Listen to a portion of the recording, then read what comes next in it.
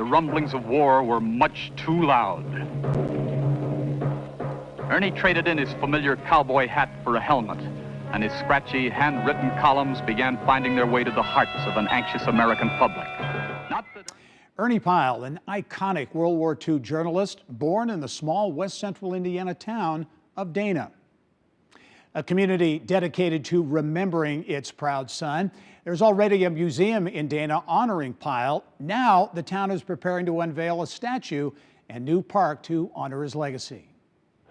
always a champion of the underdog or the little man, Ernie Pyle could never turn his back on the men on the front lines. It helps put Dana on the map. I mean, Dana is a very small, a little farm town. And so, I think it's a point of pride for people who live in not only Dana, but Vermilion County, to have that, again, that continuation of people understanding, what Ernie Pyle means and appreciation. It's not only important for the museum, but for the community. Italy, March 30th, 1944.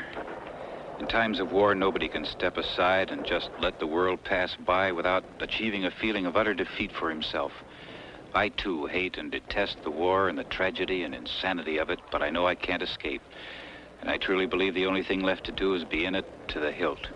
Dana, like many small towns in Indiana, has struggled economically over the years. The new statue and plaza honoring Ernie Pyle can put the town back on the map as a global destination for history buffs. We had a gift from a couple a few years ago who came over from England. So it does draw people from around the world. It's another way to honor his legacy as the preeminent correspondent during World War II. And an advocate for combat pay, a policy that he pushed for and Congress passed in 1945, which still is in existence.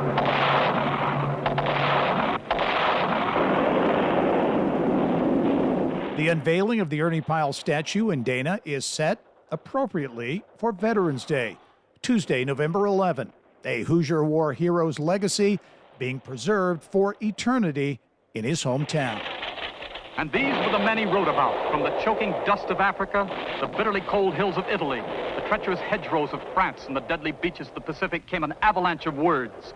Words that told the simple story of the American foot soldier, the dog face, how he lived and how he died. Ernie died after being shot while reporting in Japan in 1945. Again, the official unveiling of his statue in Dana set for Veterans Day. I know a lot of hard work, Steve Key and many other people there to make this happen. And this new park and statue will certainly have some economic impact, but also be very much a point of pride for a proud community.